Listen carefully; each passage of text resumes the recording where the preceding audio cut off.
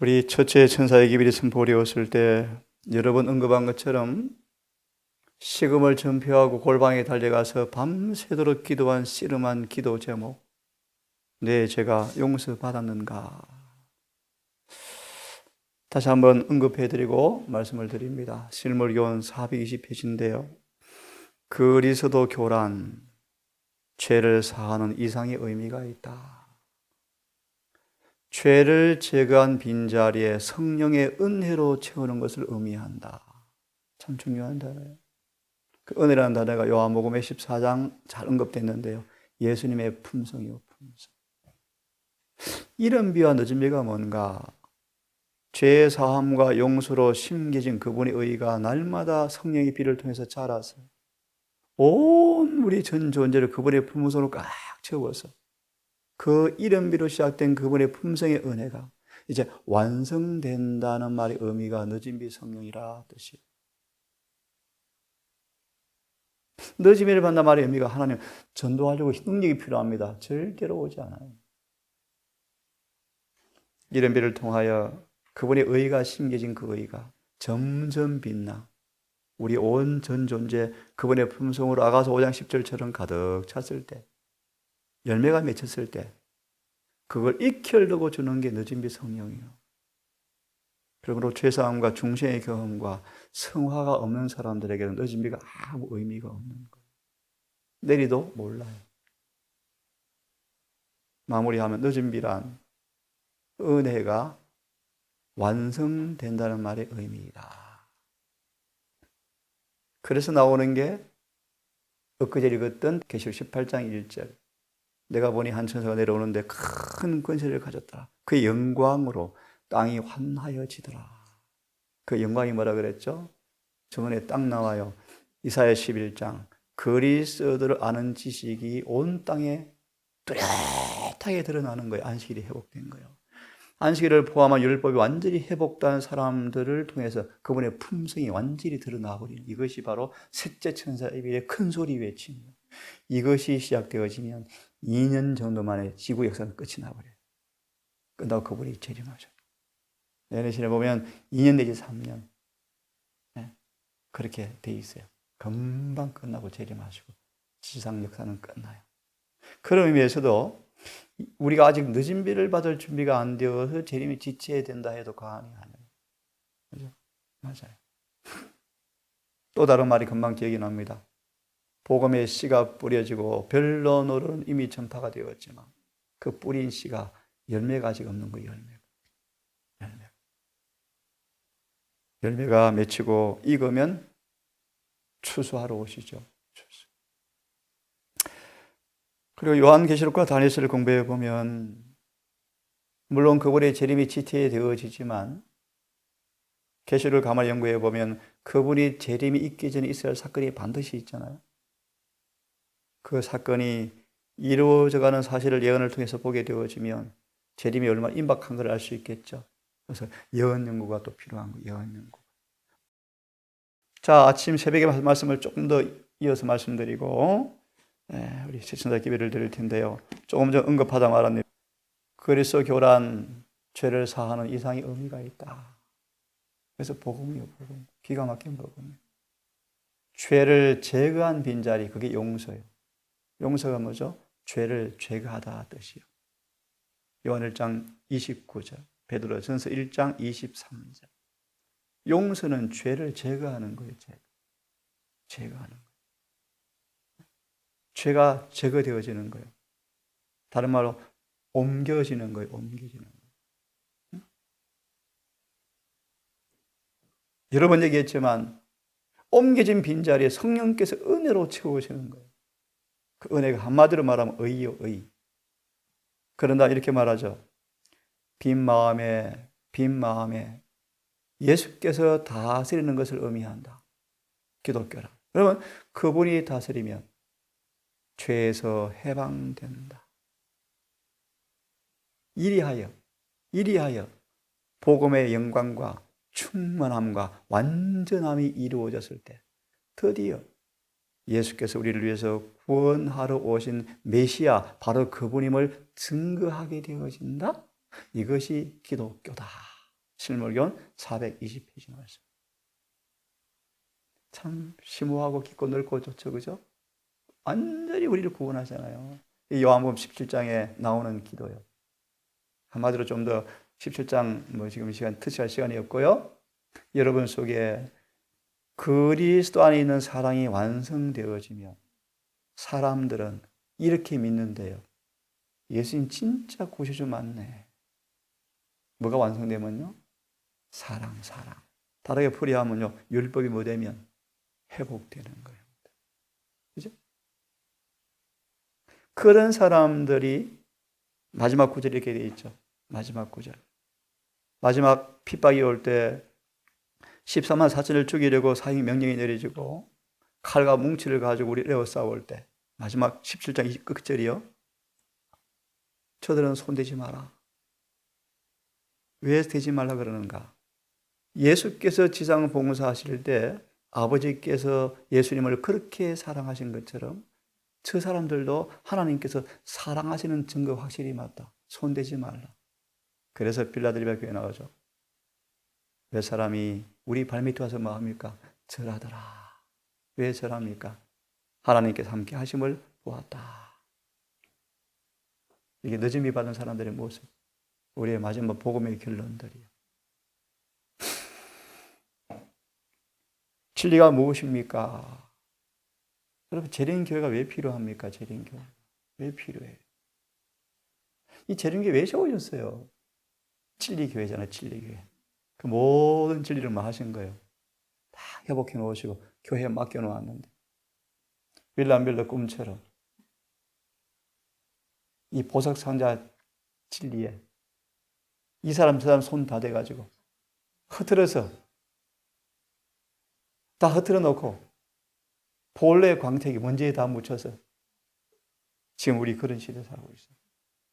그래서 대총회장 테드 윌슨이 대총회장 되고 난 다음에 한 회기가 지난 다음 그런 간증을 했죠. 재림 교인들은 더 이상 성경의 사람이 아닙니다. 무슨 말이요? 성경을 안 본다. 전문도 안 본다. 교과도 공부 제대로 안 한다. 성경 교회 놔뒀다가 안식일만 보는 사람이 부지기 쓰고 요즘 예배도 성경 안 본다. 파워포인트 다 끝나버리니까 그것도 안 본다. 요즘 핸드폰 하나 들고 다니는 거예요. 이제. 안 그래요? 여하튼요, 성경의 사람, 무슨 뜻인가? 재림교인들이 진리의 보물창고 속에 살아가면서 연구할 줄도 모르고 진리도 모르고 손도 안 대고 먼지만 쌓여 있어요. 디모데전서 2장을 펴십시오. 디모데전서 2장 7절을 읽고요. 진리가 무엇인가? 간직하고 소중히 간직해야 할 진리가 뭔가? 우리 연구해야 한다.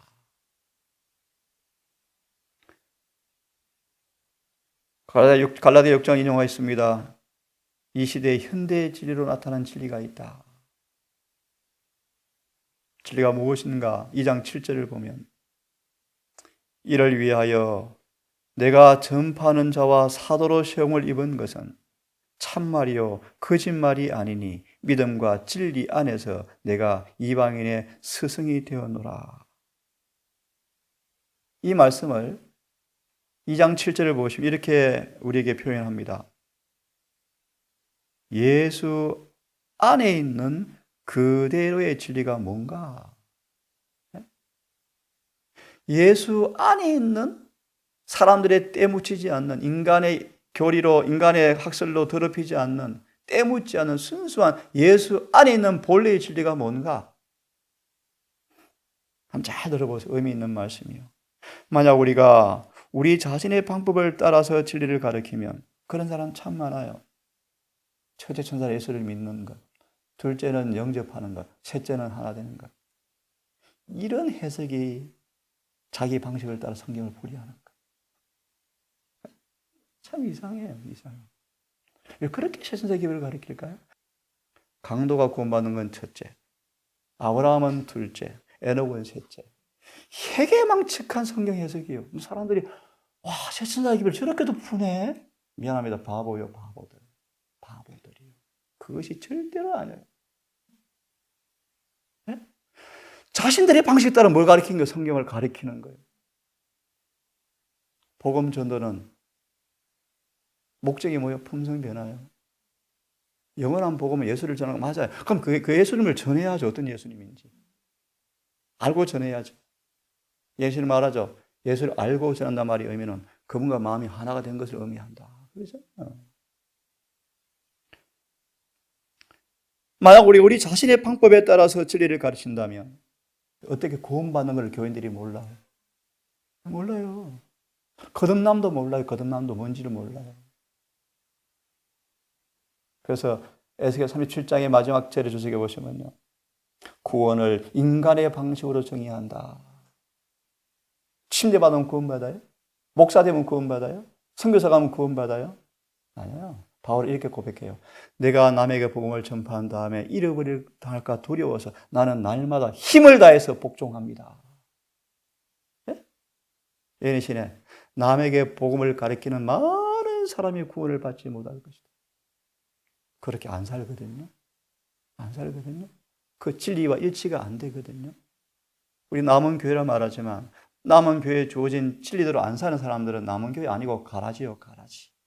교회 안에 있는 가라지요. 재림교회 안에 가라지가 엄청 많아. 거의 다 가라지요.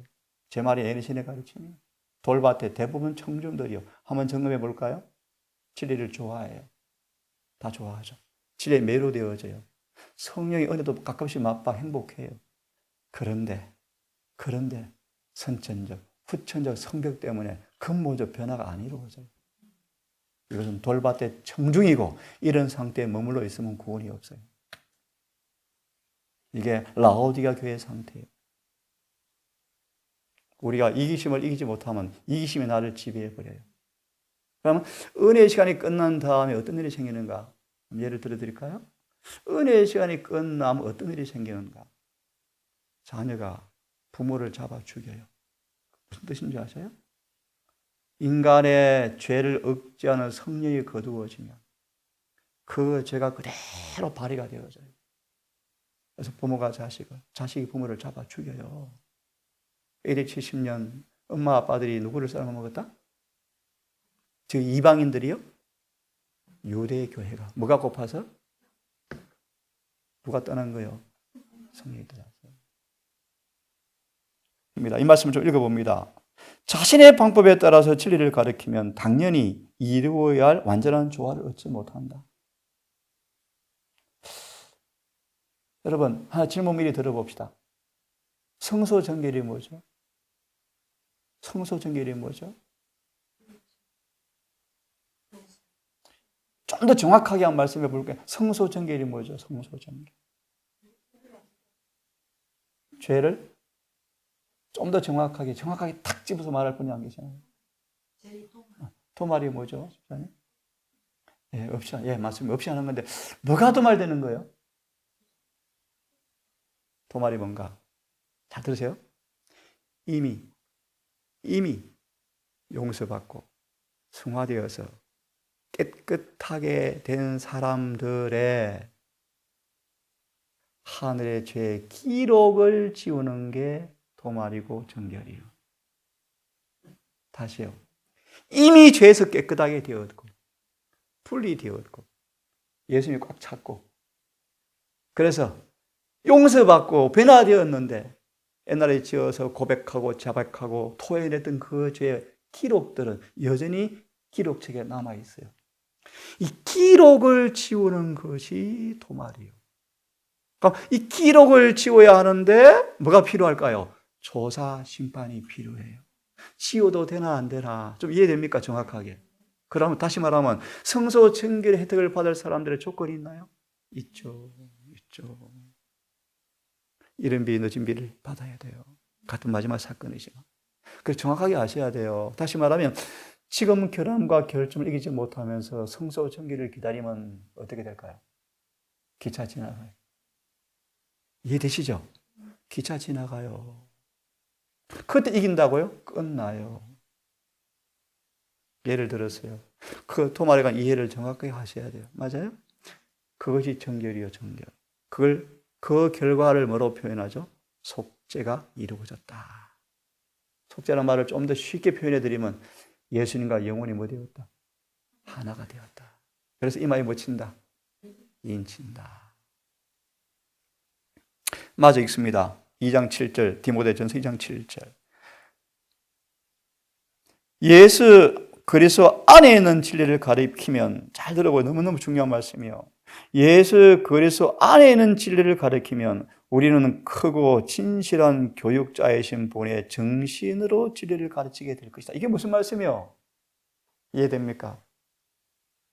예수 안에 있는 진리를 가리키는 사람들은 진실한 교육자이신 분의 똑같은 정신으로 진리를 가르치게 될 것이다. 이게 무슨 말이에요? 자, 이렇게 말합시다. 이원론 진리를 말하는데 진리를 말하는 그 사람의 정신과 마음은 예수님의 정신이 아니에요. 그럼 그 사람은 뭘 모르는 거예요? 예수 안에 진리를 모르는 거예요. 아셨어요? 그래서 그들이 가르쳐 거짓 교사들이다. 양의 옷을 입고 속에는 뭐가 있는 거예요? 늑탈 이리가 들어있죠. 이 거짓 교사들이. 예수 그래서 안에 있는 진리가 뭔가 맞아 보십시오. 이 기가 막힌 얘기인데요. 예수 안에 있는 진리를 가르치게 되어지면 여러 가지 의견을 갖거나 자기의 의견을 고집하지 않고 눈과 눈을 마주 볼 것이다. 네? 우리가 이렇게 가르치면 예수께서 우리를 도우사 그분 안에 있는 그대로의 진리를 가르치게 하실 것을 믿으면 그 진리를 갖게 될 것이다. 좀 더 쉽게 표현합니다. 예수 안에 있는 그들의 진리가 뭐예요? 우리의 품성을 예수님 그분 자신과 똑같이 뭐 해주는 거예요? 만들어주는 진리. 진리가 우리를 변화시키는 경험으로 오지 아니하면 우리는 꽹가리요. 맞나요? 예수 안의 진리는 공연불이 아니에요. 그런 사람들을 진리 안에 있는 그 예수의 정신과 똑같이 가르치게 만들어준다는 거예요. 이해되십니까? 이것이 뭐다? 진리다. 그래서 로마서 2장이 나오는데요. 우리가 가르치는 진리가 뭔가? 진짜 진리 맞는가? 그 진리는 반드시 품성 변화로 나타난다. 이것이 진리다. 맞죠? 우리 그래서 하나 더 펴보세요. 고전 3장 9절. 우리 조금 속도를 내고 시간 되면 새천사 기배를 오늘 또 내일 오후까지 계속합니다. 고린도 전서 3장 고린도 전서 3장 9절을 좀 펴보시면요. 9절.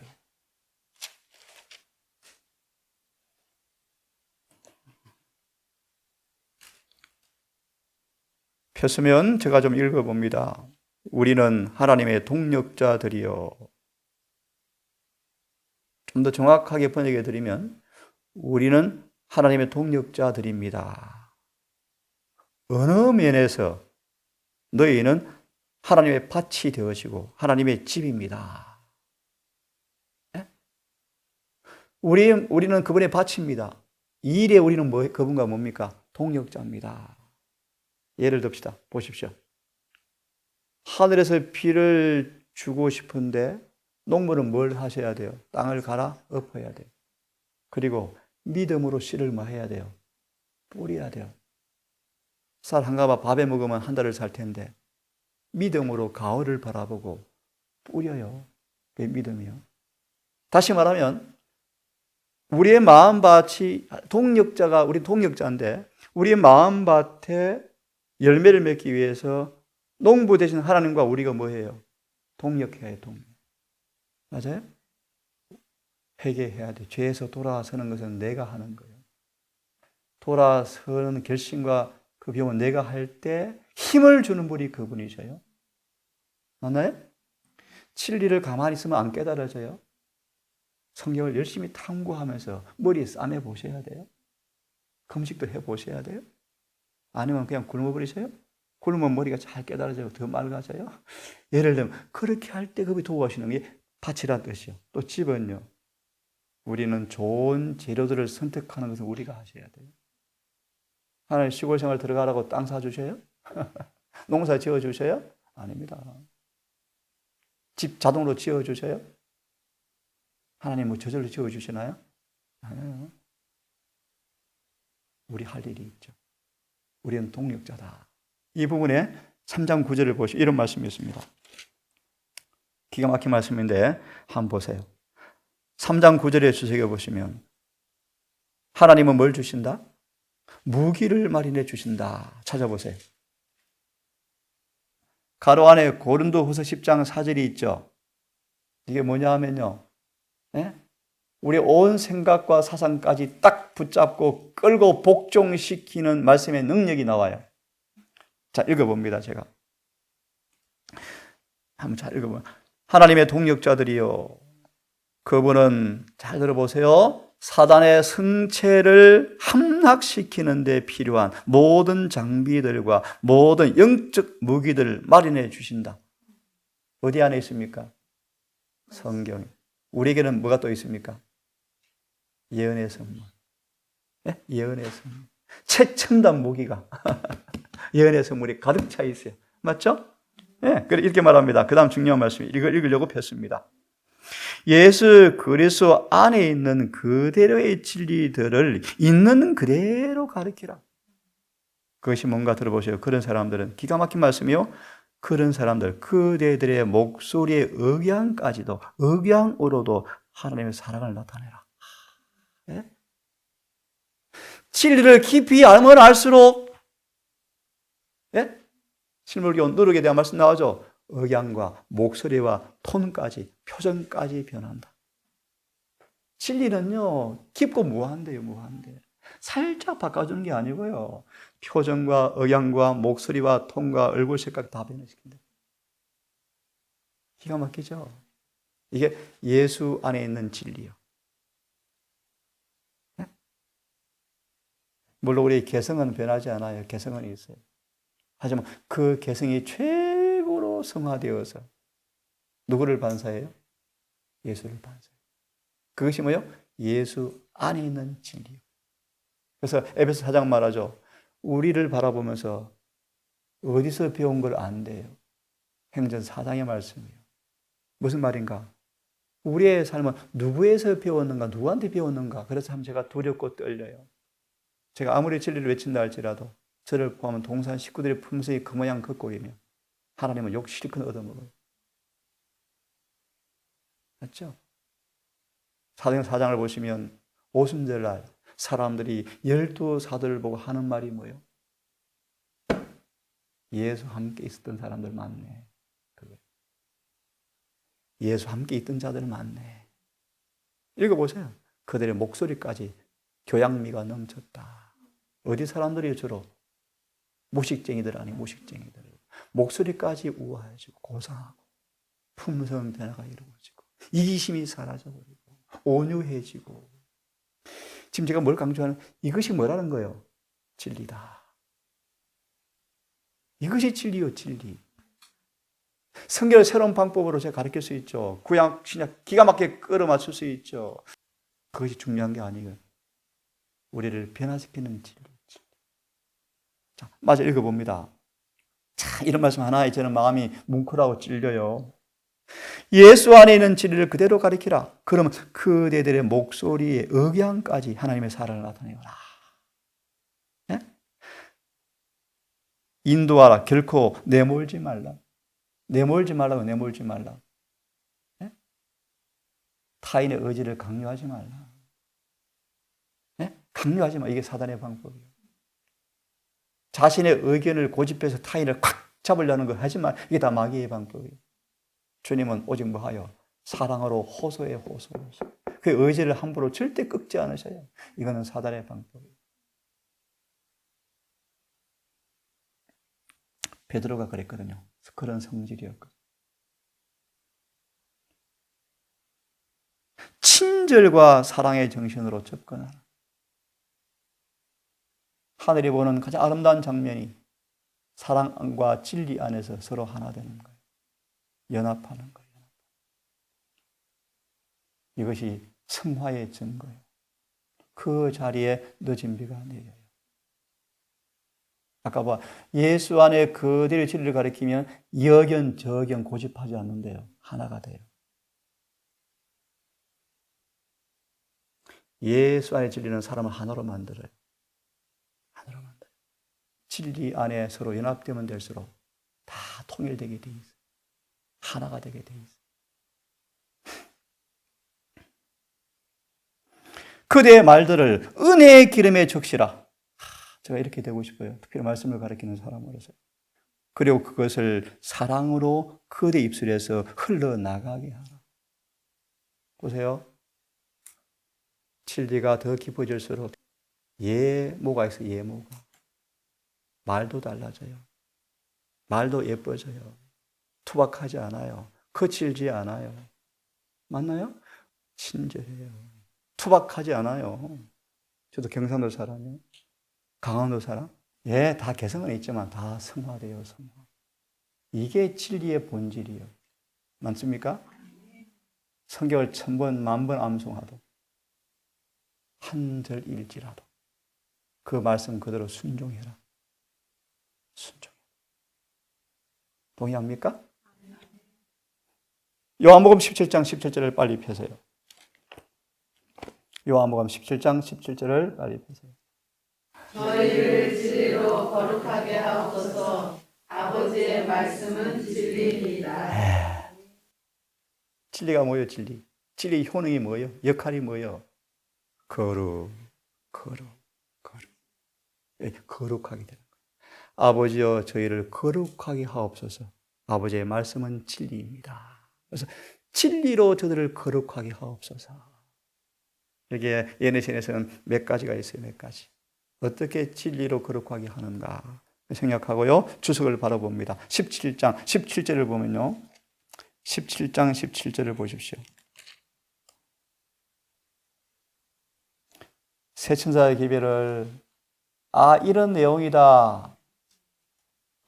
새 천사의 기별이 이런 내용이구나라고 가르치면 뭐 1시간도 10분도 안 걸리게 가르칠 수 있어요.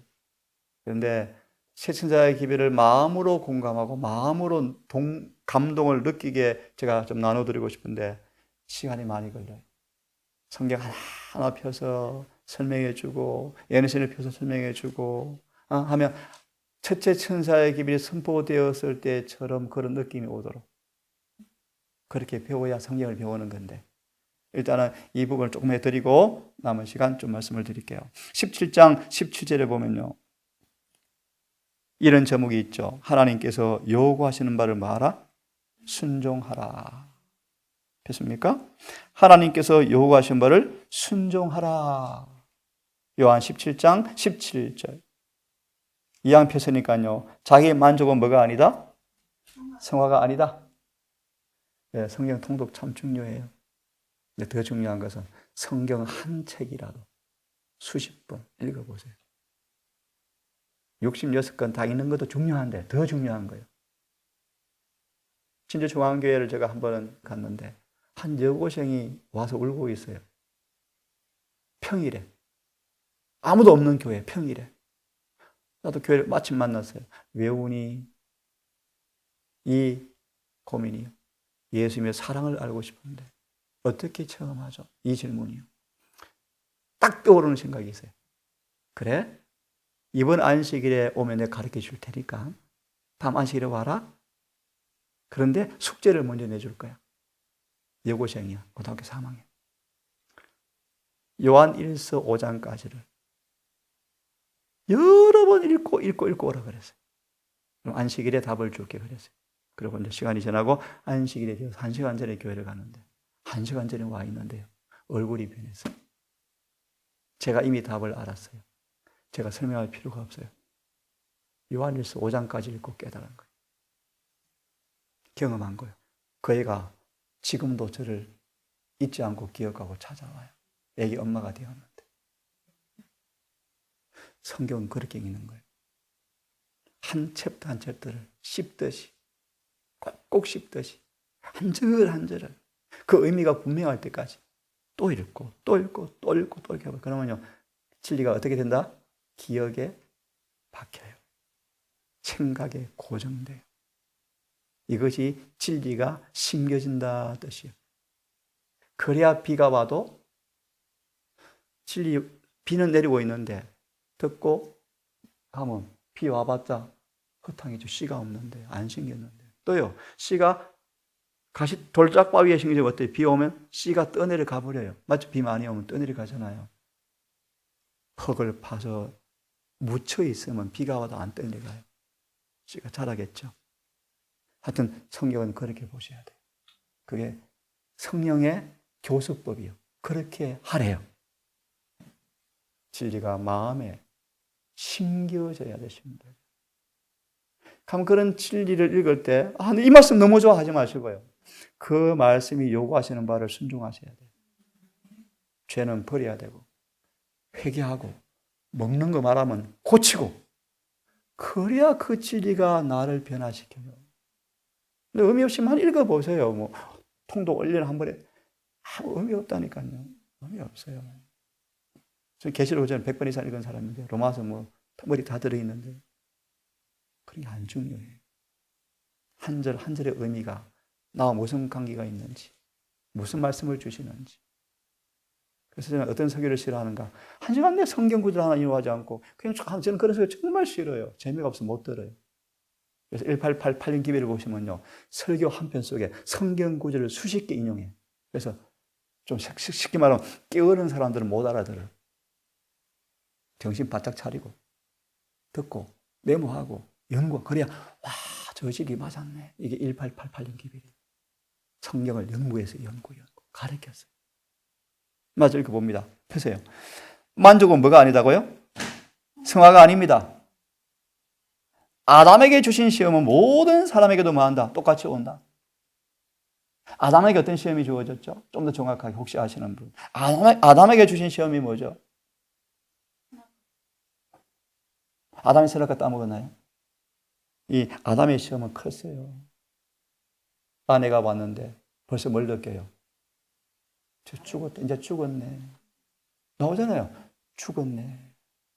슬펐어요. 아내를 잃어버리기가 너무너무 슬펐어요. 그래서 어떻게 했어요? 아내를 잃어버린 것보다 아내가 주는 선악과 예를 들어 나오죠. 얼른 받아 먹어버렸다. 하와는요, 못 이기는 척 받아서 못 이기는 척 먹었는데 아담은요, 얼른 받아 먹어버렸다. 사랑하는 가족을 잃는 것보다 선악과 먹는 것이 낫겠다. 이 일월 효험형 시험이요. 앞으로 자녀가 굶어 죽어보세요. 표 안 받겠어요? 창에 끼워서 불을 질러서 서로 던졌대. 로마 천주교회 아이들은. 임산부의 배를 잘라서 아이를 꺼내가지고 창에 찔러서 불을 지펴서 공놀이 했대요. 그런 시험이 올 때, 이런 효험령이 올 때 누가 이길 수 있을까요, 여러분? 제가 뭐 가상으로 얘기하는 거예요? 실제 그런 일이 온대요. 6천년간 개발한 모든 마귀의 악랄한 수법이 다 쏟아부어진대요. 껍질을 벗겨 죽이고요. 그래서 송구합니다. 계시록 14장 13절, 이사야 57장 1절 2절. 주 안에 그 일이 오기 전에 잠든 사람 복이 있다. 인을 맞고 죽는 사람 복이 있다. 환난 통과 정말 어려워요. 그래서 비결, 늦은 비를 반드시 받아야 돼요. 늦은 비 안 받으면요, 불가능해요. 어떻게 핍박을 견뎌요? 그래서요, 예수님 안에 강해져야 돼요. 매일의 시험에 작은 시험도 이기지 못하고, 우리 성격 하나 못 다스리시고, 음성 하나 못 다스리고, 이기심 하나 못 다스리는데, 어떻게 순교하는 그 핍박이 올 때 견딜까? 절대로 못 견뎌요. 그래서 성경을 보세요. 핍박이 오면, 보실래요? 핍박이 오면, 가라지와 알곡이 뚜렷이 구분될 것이다. 금처럼 보이는 곳이 기어로 판명될 날이 멀지 않았다. 하늘의 별처럼 보이는 무수한 재림견 유명한 사람들이 흑암 속으로 다 사라질 것이다. 그런 때가 와요. 예수 안의 진리를 통해서 성화되지 않으면. 성화의 교과서. 질문. 성화의 교과서가 뭔지 아시는 분? 내가 성화되었는가? 뭐 보셔야 돼요? 교과서 봐야 돼요. 아, 맞네, 안 맞네. 틀린 이거. 성경의 교과서예요. 자, 그 다음 읽고 싶어요. 하나님께서 요구하신 말을 순종하라. 진리가 뭔가를 설명합니다. 17장 17절에 이제 네 번째 제목에 하나님께서 요구하시는 바를 순종하라. 사람들이 성경을 보고도 하나님의 뜻을 잘 분별하지 못하니까 성경 뜻이 이거야. 자세히 알려주려고 뭘 주신 거예요. 근데 이걸 또 안 보니까 성경을 자기 마음대로 해석해 안 해요. 해석해요. 그래서 우리 재림교인들이 소고기는 먹어도 돼. 닭고기도 괜찮아, 필리핀. 서울에 집회하니까 오리고기도 된다요. 오리고기. 왜? 날개에 있어 난대요. 이런 수준이 왜 됐는가? 성경을 보고 바보 천치 무식하게 해석하니까. 아니야. 오리고기 안 되는 이유를 설명해 줄까? 얘네 신 줬는데. 이제 이거 보니까 마음이 찔리니까 레기 11장 가지고 설교하는 것이죠. 레기 11장은 하나님의 뜻이 아니라는 것이 명백한데. 들어봤어요? 레기 11장은 주님의 뜻이 아니에요. 성경 읽어보세요. 누구의 뜻인가? 또 예를 들어 이해가 되겠다. 쉬운 예를. 사울을 왕으로 허락한 것이 주님의 뜻이 아니에요. 아니에요. 그런데 왜 허락하셨어요? 자, 레위 11장 왜 주었어요? 답이 나와요. 하나님은 애따 이놈들 소 싸밥 먹으라 그러신 분이셔요? 치료봉사 딱 나와요. 그분의 뜻은 불변이에요. 불변. 육식 한 번도 그분은 허락하신 적이 없어요. 근데 왜 허락하셨는가? 몰래 먹으니까. 몰래 사 먹으니까. 안 되겠다. 밝은 데 와서 차라리 정 먹고 싶으면 이 정도만 먹어라 제발 부탁이다. 그게 레위기 11장이라고 딱 나와요. 그들 말은 하나님은 왔다 갔다 하는 분도 아니셔요. 고기 먹으라 했다가 채소 그런 분이 아니셔. 그분의 뜻은 변함이 곡식, 과일, 견과, 채소만 주신 그분의 뜻은 불변이요, 불변. 여기에 계란도 포함 안 돼요. 불변이요, 불변, 불변. 근데 왜 주님께서 때때로 허락하시는가? 예를 들면 곡식, 과일, 견과, 채소를 충분히 취할 수 없는 곳에 사는 사람들 앞에 영양 차원에서 건강한 달걀은 조건적으로 허락하셨어요. 하나님 자비하셨어요. 먹을 것이 어떻게 해요? 그런 것이지 그분의 뜻은 원래 불변이요. 곡식, 과일, 견과, 채소만 주셨어요. 예내신에 이 네 가지 외에 나오는 구절이 한 단어도 없어요. 여러분 하나님은 우리를 이렇게 사랑하시나요? 그분이 요구하신 바를 말아. 그대로 순종하라. 그냥 그대로 순종하라. 토 달지 말고. 한번 읽어보겠습니다. 예수 그리스도 안에 있는 진리는 이 말씀 같이 읽으시면 좋아요. 너무 중요한 말씀이요. 예수 그리스도 안에 있는 그대로의 진리는 시작. 예수 그리스도 안에 있는 그대로의 진리는 이것이 뭐다? 진리다. 모든 계명에 그대로 순종하게 하는 것이 뭐다? 예수 안에 있는 뭐다? 진리다. 다시 말하면요. 율법을 완전히 뭐 하는 거예요, 우리에게? 네? 회복하는 거예요. 모든 율법을 다 지키게 만들어주는 거예요. 이것이 예수 안에 있는 진리예요. 좀 더 세밀하게. 마태오 4장 1절과 11절에 사탄이 예수를 유혹했죠. 어떻게 유혹했죠? 하나님 떡을, 돌을, 그때 사탄이 어떻게 유혹해요? 예수께 뭐라고 답해요? 사단은 하나님께서 말씀하는 순종 이미 했어. 이제 괜찮아. 시험 끝났어. 이제 먹을 때 됐어. 하나님 말씀을 쉽게 말합니다. 100가지 가운데 한 가지를 살짝 덮어놓고 99가지 했잖아. 이제 괜찮아. 그 다음 예수의 답이 뭔지 아세요? 아니야. 입에서 나오는 모든이란 단어를 사단이 뺐어요. 네? 맞아요? 모든 말씀으로 살아야지. 근데 하고 싶은 건 순종하고 안 하고 싶은 건 사나. 이거나 거짓이다. 이해되세요? 마귀 그렇게 똑똑해요. 살짝 빼요. 살짝 빼요. 누가 보면 살짝 단어 빼요. 빼가지고 맞네. 예수님은 아셔요. 모든 말씀으로 살 것이니라. 그래서 요즘 산상공 공부하시죠. 하나님의 계명 가운데 한 계명이라도 지극히 작다 가리키는 사람들은 천국에서도 뭐 할 것이요? 작다 일컬음 받을 것이고. 그게 무슨 말이에요? 예내신에서는 하늘에 못 간다 뜻이에요.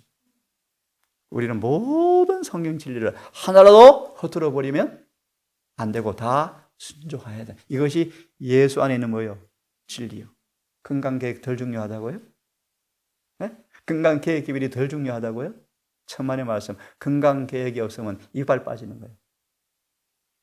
건강계획 기별을 빼면요, 자전거 바퀴에 화살을 하나 없애는 거예요. 그러면 바퀴가 어떻게 될 염려가 있어요? 찌그러져요. 그래서 NC는 건강계획 기별을 분리하면 복음은 절름발이가 된다 그러잖아요. 그렇죠? 성경이 말하는 성화는 가짜 성화가 아니다. 예? 성경을 연구하려 하지 않고 갑순이 보화를 찾듯이 진리를 찾아 구하기보다 오히려 선한 감정과 충동을 믿는다. 눈물이 나고요. 감동이 밀려오고 너무너무 좋아요. 하늘에 가 있는 것 같아요. 이대로 하늘에 가면 좋겠어요. 조금 지나보세요. 성화는 감정과 충동이 아니다. 아니다. 성경의 성화는 뭔가? 성경 모든 요구사항들을 알고, 모르면 무식이 용감하다고 그죠? 알고 또요, 거기에 순종하는 것이 성경의 성화다. 그 다음요, 하나님의 계명을 지키는 사람들을 위하여 간수해 두신 순결하고 거룩한 하늘이 있다. 히브리 3장 끝죠. 가나안 땅은 순종하는 사람만 갔다. 하늘도 계명에 순종하는 사람들을 위해서만 준비되어 있다. 그래서 어제 그제 읽었죠. 18장 1절 주석에 회개한 자에게 율법을 기록하시고 성령이 계속 비를 주어서 계명을 지키는 사람으로 만들어서 성천을 준비시키는 것이 너준비 성령이다. 큰 소리 외칩니다. 딱 나오잖아요. 하늘은 계명을 지키는 사람들을 위해서 준비된 곳이에요. 오늘 이만큼 합시다.